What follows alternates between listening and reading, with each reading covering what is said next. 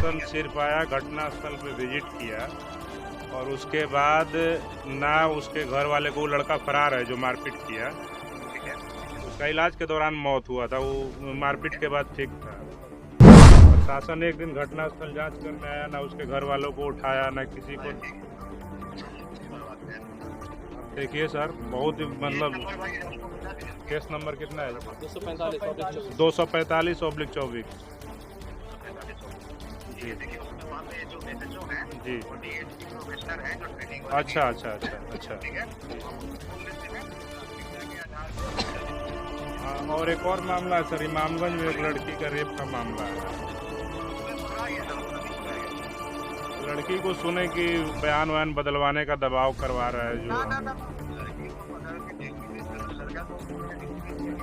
अच्छा, लड़की छेड़ने वाला होता है ना, तो जो लाश घुसा से पीटने आए थे, पट्टा से ठोक दिया। ये सब दिक्कत वाली बात है। और इस पे प्रशासन बताइए, एक बार अभी आया है यहाँ पे मात्र, ये सब गड़बड़ मामला है ना। भीम आर्मी जब तक रहेगी ना, तो प्रशासन के लोगों को भी चैन का नींद सोने नहीं देगी, ठीक है।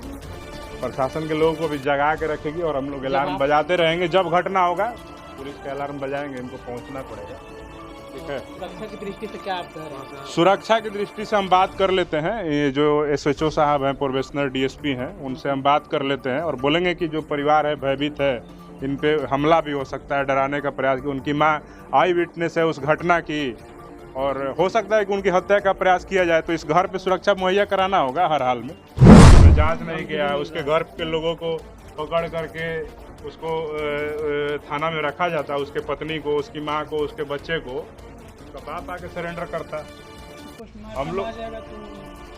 हम लोग तो देखे हैं ना प्रशासन कैसे काम करता है। अगर चाह दे तो 24 घंटा में बड़ा बड़ा अपराधी बिल से बाहर निकल के आके सरेंडर कर देता है। धमकी तो मिलेगा ही ना, वो तो सामने आमने सामने दिख रहा है। आप देखिएगा तो देखिए ये हालात है। अब तो SSP साहब से बात किए तो कह रहे हैं कि हमको ज्ञात नहीं था कि ऐसा मामला है। तो बोले हैं आपके यहाँ प्रोबेशन DSP है ना, उनको फ़ोन करके बोले हैं तो शायद आप लोग को भेजा गया। तो देखिए इस मामले को गंभीर मामला है और अभी भी उनके परिजन जो है धमकी दे रहे हैं, गाली दे रहे हैं, आरोप लगा रहे हैं। उस बच्चे की जो हत्या हुई है, उसकी माँ जो है अर्ध बेहोशी के हालात में, वो सही से उठ बैठ नहीं पा रही, खाना छोड़ी हुई है। बिहार के प्रदेश कह रहे सर कि एक आपके चंदौती थाने में डिहुरी गांव है, वहां हम आए हुए हैं। एक युवक था, क्या नाम था? सुमंत कुमार। उसको एक व्यक्ति उसी के गांव का मार मार के मतलब कि हत्या कर दिया। बहुत बुरी अवस्था। मामला एक किस डेट का है? 29 तारीख को।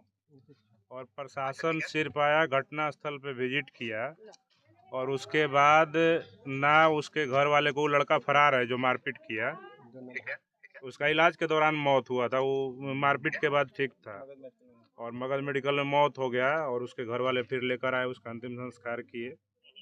प्रशासन एक दिन घटनास्थल जांच करने आया, ना उसके घर वालों को उठाया, ना किसी को।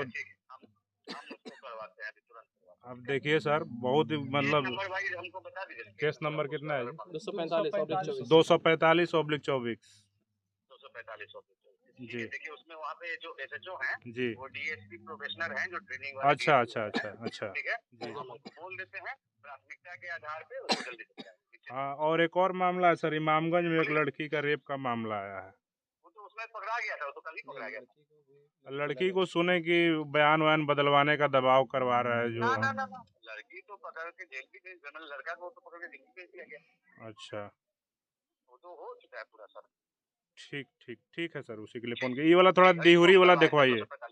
हाँ इसको, ठीक है ठीक। दलित की औकात नहीं है कि यादव की लड़की पे आंख उठा के देख सके। अगर ऐसा मामला होता तो वो आदमी लात घुसा और रॉड से पिटा करके अपना जान नहीं गंवा देता। अगर वो लड़की छेड़ने वाला होता ना, तो जो लोग लात घुसा से पीटने आए थे उनको कट्टा से ठोक के निकल जाता, समझे। तो ये सब दिक्कत वाली बात है। और इस पे प्रशासन बताइए, एक बार अभी आया है यहाँ पे मात्र, तो ये सब गड़बड़ मामला है ना।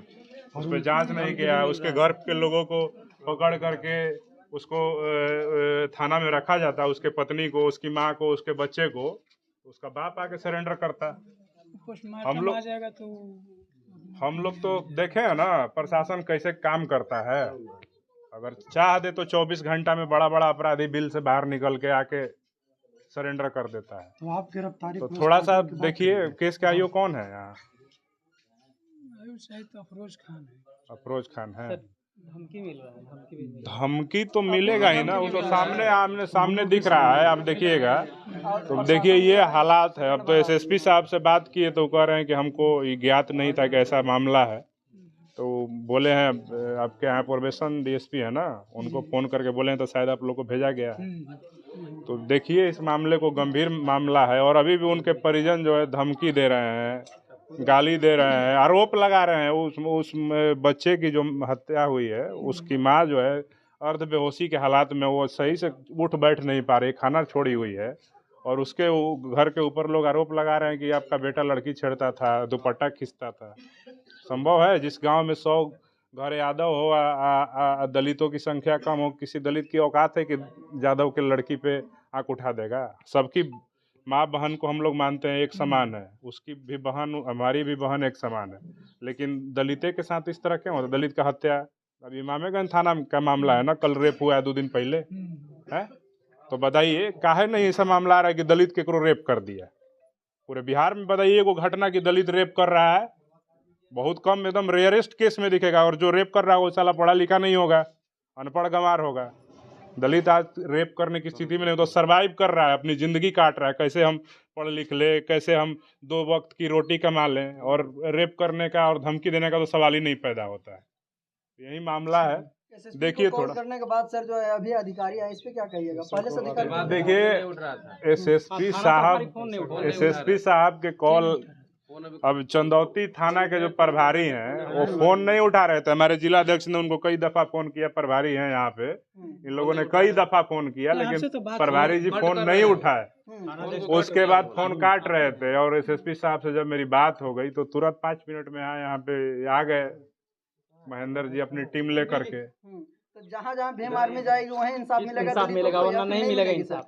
देखिए हम आपको सुनिश्चित करवा देना चाहते हैं कि भीम आर्मी जब तक रहेगी ना तब प्रशासन के लोगों को भी चैन का नींद सोने नहीं देगी। ठीक है, प्रशासन के लोगों को भी जगा के रखेगी और हम लोग अलार्म बजाते रहेंगे। जब घटना होगा पुलिस का अलार्म बजाएंगे, इनको पहुंचना पड़ेगा। ठीक है, सुरक्षा की दृष्टि से क्या आप कह रहे हैं? सुरक्षा की दृष्टि से हम बात कर लेते हैं, ये जो एसएचओ साहब हैं, प्रोबेशनर डीएसपी हैं, उनसे हम बात कर लेते हैं और बोलेंगे कि जो परिवार है भयभीत है, इन पे हमला भी हो सकता है, डराने का प्रयास कि उनकी माँ आई विटनेस है उस घटना की और हो सकता है कि उनकी हत्या का प्रयास किया जाए, तो इस घर पे सुरक्षा मुहैया कराना होगा हर हाल में। ठीक।